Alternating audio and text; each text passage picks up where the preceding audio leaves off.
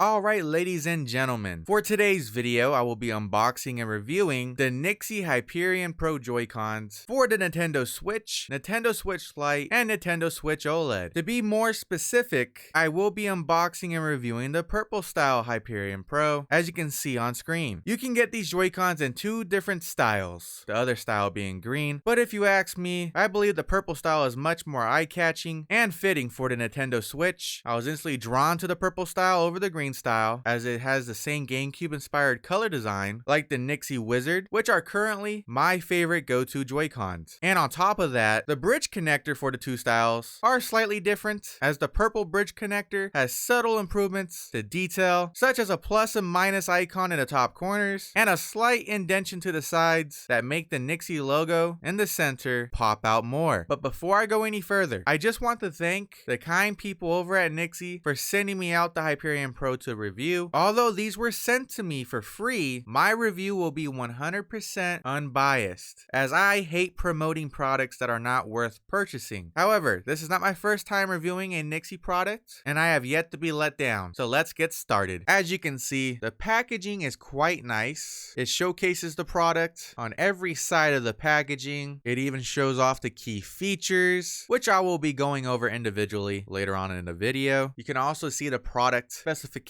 on the box, and since we are here at product specifications, these Joy-Cons have a playtime of 6.5 hours. Takes about, well, on the NYXI website it says that these Joy-Cons have a charging time of 2 hours, but on the box it says 2.5 to 3.5 hours to charge, so we can safely assume it has a charging time of 2 to 3.5 hours. And on top of that, it says these Joy-Cons can be used at a max distance of 10 meters, which I believe is roughly 30 feet, which I find hard to believe, but hey, let's give it a try. Alright, so here's a clip of me just leaving my office and going out to my living room, and where I went was roughly about 26 feet, and you still gotta consider that I'm using these Joy-Cons through multiple walls. I mean, there's my office walls, and then I have the whole center part of the kitchen wall to deal with, and it works. And just for fun, I went to my backyard just to see what would happen, and as you can see, I fell out of range. So yes, these Joy-Cons actually do have a really nice range. And it even says the Hyperion Pro has a 2-year limited warranty. Now that is something I love to see. Now to unbox Hyperion Pro, all you do is pull on that tab,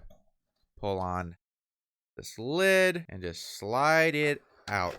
And the box is empty, which means everything else that was not stored in this plastic casing was stored behind it. So in the box, you get the Joy-Cons in this plastic casing. We get the bridge connector, an instruction manual, and a USB-A to a USB-C charging cable that is roughly 3 feet long. Of course, if you don't like the cable that's provided, it's just a standard USB-A to USB-C charging cable. You can use a really good one, like a threaded USB-C cable that's longer, but that is completely up to you. And on this plastic casing's lid, as you can see, they had little thumbstick indentions, so everything was nice and secure in the box. I just wish that the bridge connector and the charging cable got the same amount of protection though, because they were just stored behind the plastic casing. I don't see any imperfections or scratches, so that's all good. But I would still love to see NYXI protect these items a little bit more in their packaging. And here is our instruction manual. It's one of those foldable ones, and oh my, is this like a huge one? Yes, it is. Nothing like breaking in a new instruction manual. This even has that new paper smell, but there we go. There's the instruction manual. For English, it's just this top row, but if you don't want to deal with this instruction manual and want a digital copy, on the website NYXIGame.com, simply just go over to the support tab and click on user manuals, then click on the Hyperion Pro user manual. But now let's see how these Joy-Cons feel. Well, first impressions, they fit in my hands perfectly. These also have back buttons, which is always a plus on controllers, and the locations of the back buttons are actually in a very convenient area. Both my ring fingers rest perfectly over it, and it's not awkward. The back of the Joy-Cons have this really nice grippy texture to it, which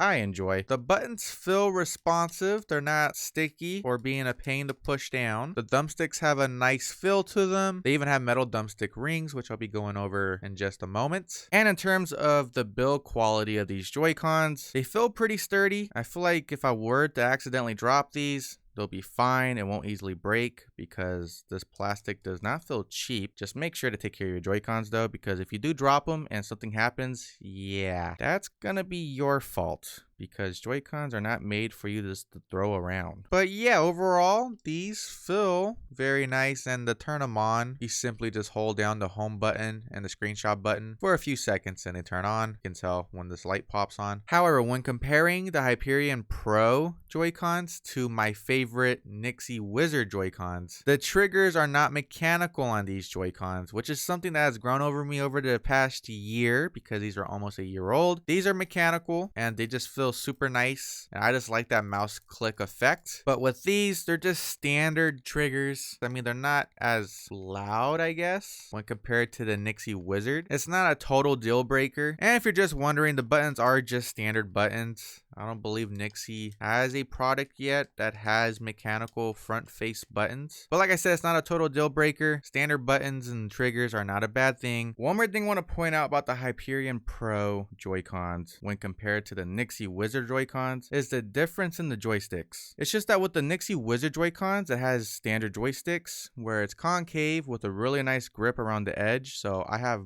really good control over the thumbsticks. But with the Hyperion Pro joysticks, I don't know how to really describe it, but it's concave, but it's wider. It still has a grippy edge. It's just that there's more of a smooth surface on top, but I'm still getting a good grip on the thumbsticks, but I'm pretty sure after I use them for a while, I'll get used to it. Oh, and also one more thing I want to point out, these buttons have a really cool effect to them. Basically, the lettering is not on top. It's actually at the bottom, and it's giving it a nice little effect in comparison to this. You know, the lettering is on top. You can clearly tell. But yeah, once again, these are my favorite Joy-Cons at the moment. So this definitely has a mountain to climb. But I'm pretty sure after we go over these key features, this is definitely going to be one of my go-tos from now on. Now, before I go over the key features, let's see how easy these are to pair to my Nintendo Switch OLED. First thing first, we gotta turn on our Nintendo Switch, go through the prompt of pressing 3 buttons and getting through. From here, go down to controllers and click A, then click on change grip/order, and we need to have this screen right here. Now from here, we have to long press this pairing button, hold that down for a few seconds. And now we have flashing lights, and we just have to wait till it stops, and then we can press the trigger. And there you go, the right Joy-Con is paired. Now we repeat the same steps for the left Joy-Con, and there we go. We have both Joy-Cons easily paired to the Nintendo Switch. Now obviously the fastest way to pair our Joy-Cons to the Nintendo Switch is to just simply connect them to the side rails, like so. But I wanted to show my Nintendo Switch Lite owners how easy it is to connect these Joy-Cons to a Nintendo Switch, and it was honestly very simple and easy to do so. But to release these Joy-Cons from the Nintendo Switch or Nintendo Switch OLED, simply just press this back button right here and hold it down and then slide it up like any other Joy-Con out there. The same thing applies for the bridge connector. Hold down this back button and slide it out of the railing. These Joy-Cons can also wake up your console. Simply just hold down the home button for a few seconds and then boom, it turns on. And if you want to turn on the left Joy-Con, hold down the screenshot button for a few seconds and there you go. And in terms of turning off these Joy-Cons, if you turn off the console itself, the Joy-Cons will follow suit. Now when connected wirelessly, these Joy-Cons are supposed to automatically turn off. And ignore my busted phone screen. I'm going to have a timer right next to it to see if that is true. And as you can see, it does turn off after 5 minutes of no operation. And when it comes to charging these Joy-Cons, you can either have them connected to the console when it's docked, so everything can charge all together at once, or you can use the USB-C cable that was provided, or even your own USB-C cable to charge these Joy-Cons. However, they do need to be charged separately, which is very unfortunate because if you go on the NYXIGame.com website, you can find a USB-C port bridge connector that's only made for the NYXI Wizard, which allows both Joy-Cons to charge at once while connected to the bridge connector. And I am pretty sure this is a new product because this was not available when I first got my hands on the NYXI Wizard. So hopefully in the near future, NYXI releases a similar product for the Hyperion Pro. And if you couldn't tell, these Joy-Cons do fit on the Nintendo Switch perfectly. It doesn't interfere when you're docking it. You even have space underneath each Joy-Con Joy-Con. I guess the only downfall about the Joy-Cons being attached to your Nintendo Switch while being docked is that if you are going to use a wired controller in the process, the only port you can use is the bottom port, but still the spacing that it has is a little uncomfortable for my liking, as it just looks like a very tight fit, but it works. But now for the key features. These Joy-Cons have Hall effect joysticks. These are a complete upgrade over standard joysticks, as these should never develop stick drift in their lifetime, as standard joysticks have internal parts that rub against each other, which is the key reason why thumbsticks develop stick drift in the first place. Hall effect joysticks utilize magnets and electrical conductors, so the internal parts never physically touch, which is absolutely amazing. Something I wish all companies would invest into their products. You have no idea how many controllers and Joy-Cons I have gone through that developed stick drift and became useless. But with these Joy-Cons, that should never happen. As you can see on the screen, the thumbsticks are perfectly centered and have zero stick drift, and it should stay like this forever. And just to prove the longevity of NYXI Hall effect joysticks, here are my NYXI Wizard Joy-Cons that are almost a year old, and the thumbsticks are still perfectly centered. Alright, so on the NYXI website, it says that these metal thumbstick rings are replaceable, and in the image, it looks like you can pull them apart, so I'm just kind of curious to see if that is true. Oh my goodness, I don't think... Do they come apart? Oh, they do. Yeah, okay, so there's the metal ring. If you own an Xbox Elite Series controller, it's kind of like that. They just pop off. I mean, it's a little bit of a pain to pop off, and to get it back together. There we go. That's very simple. But these Joy-Cons have replaceable metal thumbstick rings, which is something I wish all controllers have. For example, here is my daily Xbox controller thumbstick that does not have a metal ring around it. As you can see, it has a very clear indentation on the thumbstick's neck, and eventually this will get to the point where it will get caught on the thumbstick ring and it will affect my gaming experience. But with these metal rings, the thumbsticks will never have to meet the fate of my Xbox thumbstick. However, I'm not seeing these thumbsticks as a replacement option on their website, unlike the NYXI Wizard, which has a whole thumbstick kit. So hopefully NYXI adds those in the near future, but realistically, we shouldn't be replacing these thumbsticks or even the metal rings on the thumbsticks anytime soon, because NYXI took the protective measures to increase the lifespan of these joysticks. NYXI also designed these Joy-Cons to be more ergonomic and comfortable when compared to the standard Nintendo Switch Joy-Cons. Here's the standard Joy-Cons by Nintendo. They have really small thumbsticks, does not have a standard D-pad, and to be honest, I hate gaming for long periods of time when using these, as my hands tend to cramp after a while. And if I have to go there, the thumbsticks on these Joy-Cons are domed, which I personally dislike.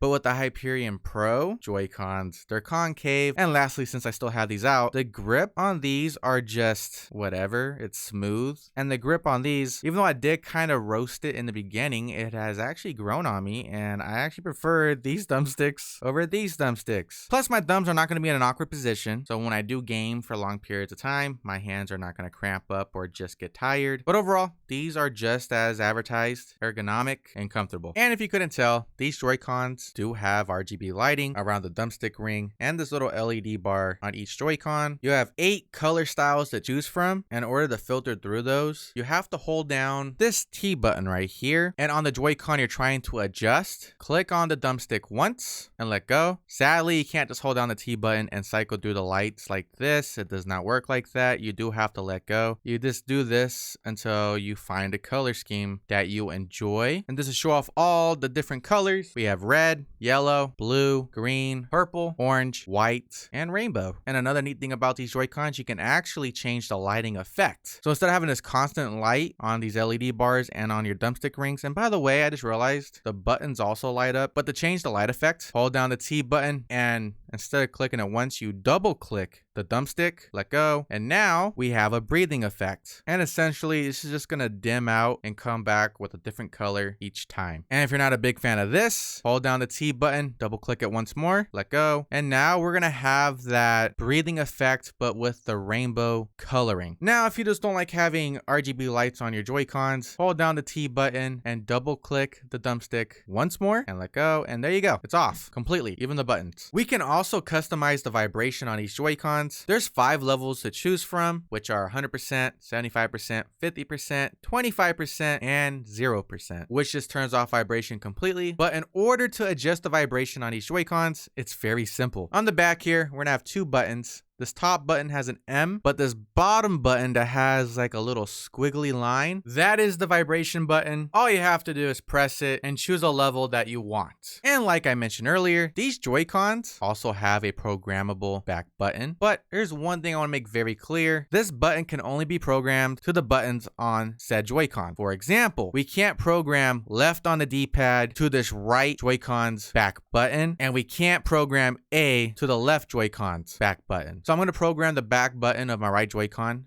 to A, and to do that, hold down M, press A, let go, and now when I am hovering over Fortnite, I'm going to press the back button. It selects it. It's that simple. You hold down the M button and press the button or buttons that you want the back button to perform. Yes, I said buttons. As we can set up a chain function to our back button, which I find ideal for fighting games. We can just program a combo instead of clicking the buttons individually. Overall, I love when Joy-Cons or controllers in general that have a back button. It gives us a competitive edge in certain games. For example, in first-person shooters in Fortnite, I can jump shot with ease. Speaking of giving us a competitive edge, these Joy-Cons also have a turbo function, which if you didn't know is essentially an auto clicker for our Joy-Cons. I'm not necessarily a huge advocate for such a function, but these Joy-Cons do have it. And to use it, simply just hold down this T button and press the button that you want to program the turbo mode function to. So just for fun, I'm gonna load up Fortnite. All right, so now I have a pistol that is semi-automatic. So let's program the turbo function to the right trigger. Now when I hold it down, it's fully automatic. Yeah, this definitely is not broken. And if you're just completely lazy and want the controller to shoot for you, well, you can program the Joy-Con to have it press the trigger for you without you needing to press the trigger. So hold down the T button once again, and I'm gonna click right trigger once more. And look, it's doing all the work for me. Now, if you want to turn it off, just hold down the T button and press that button that you just programmed. And now we're back to normal. And just for fun, I have yet to test this. Let's see how fast I can press this trigger. Honestly, if you have a trigger finger, these triggers are actually perfect. And looking over the instruction manual, it does say we have 3 speeds to choose from. All you have to do is hold down the T button and then press either the plus or minus button on the Joy-Con that you want to program the turbo function to. So in this case, with the right Joy-Con, I'm going to press this plus symbol. As I can tell, there's like a slow, semi-fast, and fast pace to the turbo function. And for the last key feature for these Joy-Cons, they do have a 6-axis gyroscope motion control. Basically, we can use our Joy-Cons to aim up and down, left or right in games that allow gyroscope motion controls. And I would also assume you can use these Joy-Cons to steer in racing games. Sadly, I do not own any racing games that have gyroscope motion controls, but those are all the key features. Now let's talk about the pricing of the Hyperion Pro Joy-Cons. The Hyperion Pro does have a price tag of $62.99 USD. However, as of today, the Hyperion Pro Joy-Cons are $6 off USD. And on top of that, you can use my affiliate code, which is BC5, so you can get a 10% discount on your order, bringing the price down to a grand total of $51.29 USD, excluding shipping and handling, which is, in my opinion, a complete steal, especially if you consider all the key features that you do get with the Hyperion Pro. In conclusion, I really like these Joy-Cons, and before I give my rating, here's how my system works. If it gets a 10 out of 10, I think it's a must-buy item. If it gets an